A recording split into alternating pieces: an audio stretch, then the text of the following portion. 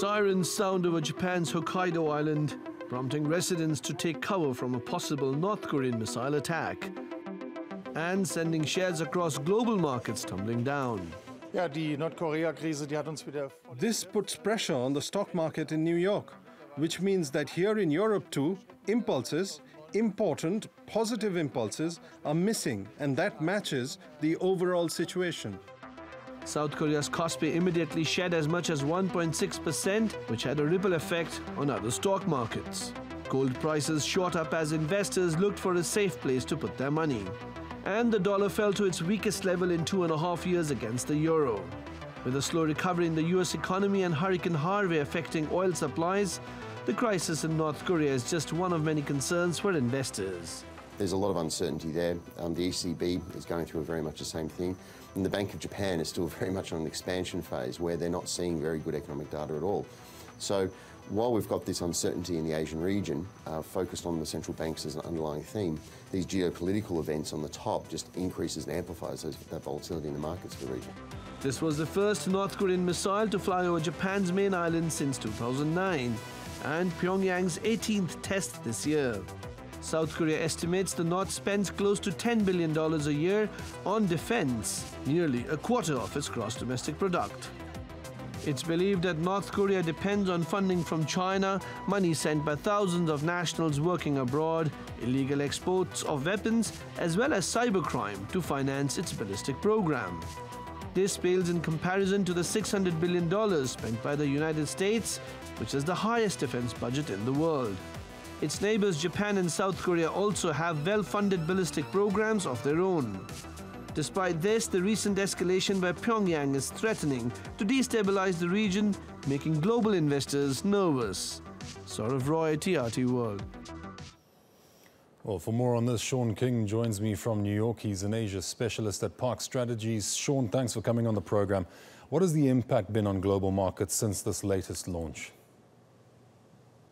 Actually, net, it's been very little. Kospi did take a dip, as your report mentioned, but by the end of the day, it had largely recovered. It was down only 0.2% on the day, and I think most markets take their cue from Seoul. If North Korea's immediate neighbor is not totally unnerved by this, why should they? So I think a lot of markets have already priced this in, and it's more of the same from North Korea. So the net effect does not seem to be that great as it regards markets. Looking at the amounts that it costs to launch a single missile, how is North Korea even in a position economically to be conducting these tests again and again and again?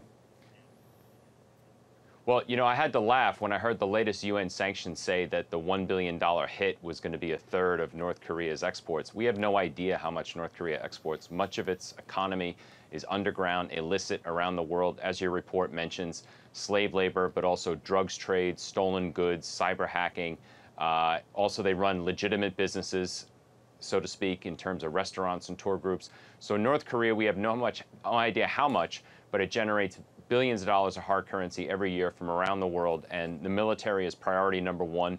Like you said, 25% of the GDP goes to it, and that makes sense because about 25% of the male population is in the army. So military is always priority number one. This is clearly putting China in an increasingly difficult position. What more should Beijing be doing to rein in Pyongyang? China should let North Korea collapse, should cut off its oil supply, stop its trading routes. Anything short of that will keep North Korea around. And China wants North Korea around because the divided Korean peninsula plays the Chinese interest because it keeps a U.S. ally off its land border in exchange for anything it wants, like, say, Taiwan. So China can talk at the UN, it can talk about denuclearization, blah, blah, blah. But until it cuts North Korea off, we're stuck in this position for a long time yet. Can we expect the U.S. to begin tightening the screw on China? I hope so. We've begun to sanction some Chinese entities and banks that deal with North Korea, so-called secondary sanctions.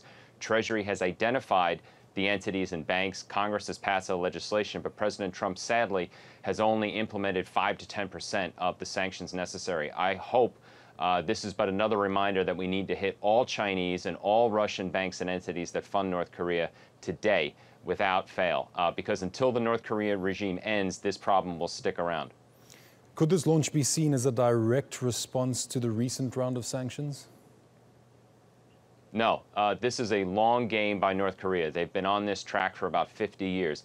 Their goal is to separate the U.S. from South Korea, to make the nuclear threat such that we consider withdrawing our troops and security assurances from South Korea.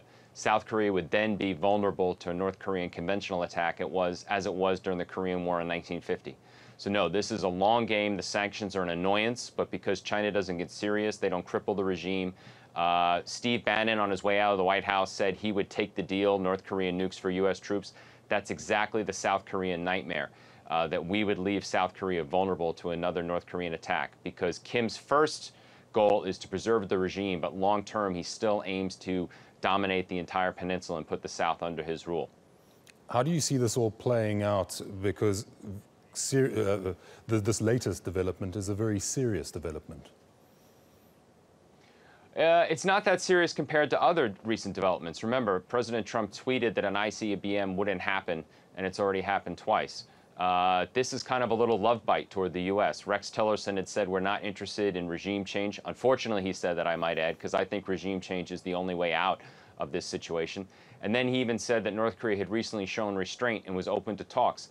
Now they're not crossing Trump's line of shooting toward Guam, but showing with the distance they shot that they could get Guam if they want. So this is a way to intimidate South Korea and Japan, but tell the U.S. it's still open to direct talks, which I think would be an absolute disaster, because there's no way we should be talking to North Korea until it acknowledges the South, because then we're selling out our own ally. So I'm very pessimistic about the medium term. That was Asia specialist at Park Strategies, Sean King, speaking to us from New York.